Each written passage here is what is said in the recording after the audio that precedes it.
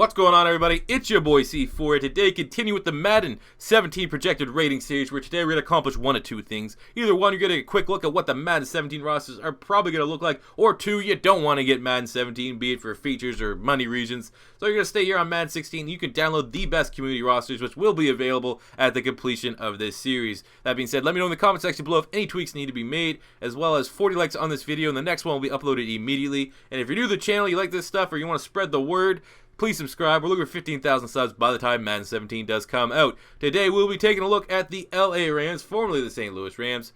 And we'll start at the quarterback position, where there is no more question marks over. Is it going to be Case Keenum? Is it going to be Nick Foles? They went out and drafted Mr. Jared Goff, who we gave a 77 overall. Most pro-ready starting quarterback in this year's draft class, more so than Paxton Lynch or Carson Wentz, who's on my Eagles. So we give Jared Goff a 77 overall, and I wouldn't be surprised to see him easily get the starting gig over Case Keenum. And I believe Nick Foles hasn't even reported for camp yet. So, yeah, it's going to be pretty much a two-horse race here, and I think they're going to go Jared Goff, and rightfully so.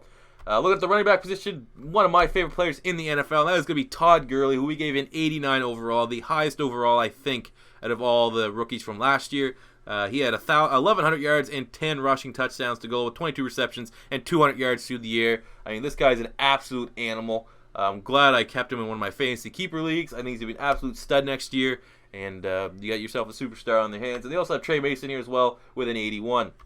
At the fullback position, Cody Harkey with an 81 as well, a solid fullback for a dying position. Looking at the wide receiver position, we gave Tavon Austin an 83 overall. Last year, Tavon Austin had, Jesus Christ, he's pretty much an absolute dual threat. Had 400 rushing yards and 4 rushing touchdowns to go along with 52 receptions for 473 yards and 5 touchdowns. So overall, he is just shy of 1,000 yards and 9 touchdowns. He was pretty much an offensive weapon. Can't really classify him as a wide receiver running back. Well, yeah, maybe he is a wide receiver, but can't really classify him as a running back. But, I mean, this guy's an absolute weapon. And as long as they continue to find ways to utilize him, I think he will still be productive. Kenny Britt with an 82 last year. Kenny Britt with 680 yards and 3 touchdowns. They got Quick, 77. Bailey, 74. Farrell Cooper, they're hoping he can make an immediate impact at Southern Carolina, with a 72 overall. But, I mean, still no, immediate big-time playmakers at wide receiver for me. I mean, Tavon Austin is a little bit of a weapon, but he's not a legit build of a wide receiver. Looking at the tight end position, no more Jared Cook. They'll be going with Lance Kendricks, who gave us 75. But I think the big guy, the sleeper, will be Tyler Higbee, who they got in the 3rd round, I believe. We gave a 72 overall. But, I mean, this guy here for me is already better than what Jared Cook was offering that offense. He's speedy. He's a big body guy. You can chip in some blocks. But I would not be surprised to see him have a breakout year. So keep an eye on him for your fantasy sleepers. Look at the offensive line. Left tackle Greg Robinson, 69. I mean, left tackle, yikes. Left guard Garrett Reynolds, we gave him an 80. Center Tim Barnes, a 70. Right guard Roger Saffold, a 76. And right tackle Rob Havenstein, a 79. So, I mean, Havenstein is definitely a bright spot and a great young player. But for the rest of it, that offensive line is well below average. Again, somewhat of the build that the Seattle Seahawks have, where, they have so much invested on defense that their offensive line, I think, will be the weak spot. And it'll be interested to see if any of these guys really pan out.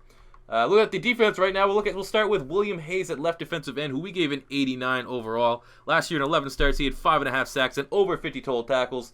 30 years old, still producing at a high level. They were also able to add Quentin Coples, the former first-round pick for the New York Jets in free agency. He has a 74. Left defensive end, Robert Quinn, who we gave a 95 overall. Last year, Robert Quinn, in only 7 starts, had 5 sacks and 20 tackles. Obviously, picked up a little bit of an injury, but at healthy, I mean, he is one of the best defensive ends in the NFL. So I have no problem at all giving him that 95, especially 25 years of age. He's just starting to hit his prime. Look at the interior. Another one of my favorite players. I had a couple favorites here on the Rams. Todd Gurley. Another one is Aaron Donald, who I gave the perfect 99. I think next to J.J. Watt and, of course, my boy Fletcher Cox. He is the best defensive player in the NFL. 16 starts last year. He had 11 sacks from the defensive tackle position and 40, 50, 60, almost 70 total tackles. I mean, he blows up so many plays, makes so many plays behind the backfield, tackling running backs and stuff like that. I mean, if this was similar, if NFL really had like the college football where they had tackles for loss as a big key stat, I mean, he would be near the top almost every single year. Michael Brockers, who we gave an 83. Dominique Easley, who they got from the New England Patriots, who they cut, 82. I definitely think I probably should knock that down a little bit because Easley is he's kind of had an injury bug, but I think the potential is still there. I love what I saw with him when he was at the University of Florida. So, I mean, that's why the rating's a little high, but I could definitely knock that down to probably a 75 in terms of his actual production thus far in the NFL. Looking at left outside linebacker Mark Barron, the converted safety, we gave him a 75 overall. Last year in 12 starts, he had 5 pass deflections, a sack, and over 100 total tackles. He was a leading tackler on the team with James Laurinaitis last year. Middle linebacker Alec Ogletree, we gave him an 81 overall last year. Obviously, the injury bug, much like what happened with Robert Quinn. Only 4 starts, still had 2 sacks, and just shy of 50 total tackles. So, I mean, when healthy, he will take over for the hole and void that James Laurinaitis left. Right outside linebacker Akeem Ayers, we gave him a 79 overall. Last year in 11 starts, he had half a sack and just shy of 50 total tackles. Jumping to the secondary, now without Janoris Jenkins, Trumaine Johnson was the guy they decided to keep. We gave him an 86 overall. Last year in 13 starts, 7 interceptions. One of those he brought back for a touchdown. 17 pass deflections and 50-60, just shy of 70 total tackles. So he had an insane season. So at 86, maybe he could be a little bit higher. I could tweak that if you guys think I should. EJ Gaines, we gave him a 79. LaMarcus Joyner, 76. And Cody Sensabaugh, a 74. Look at the safeties, Cody Davis with a 70. And strong safety TJ McDonald, we gave him an 86 overall. Last year in 11 starts, he had a sack and over 50 total tackles. So I think he's actually one of the better players in the NFL. Now without Rodney McLeod there in the secondary, who came to my Philadelphia Eagles.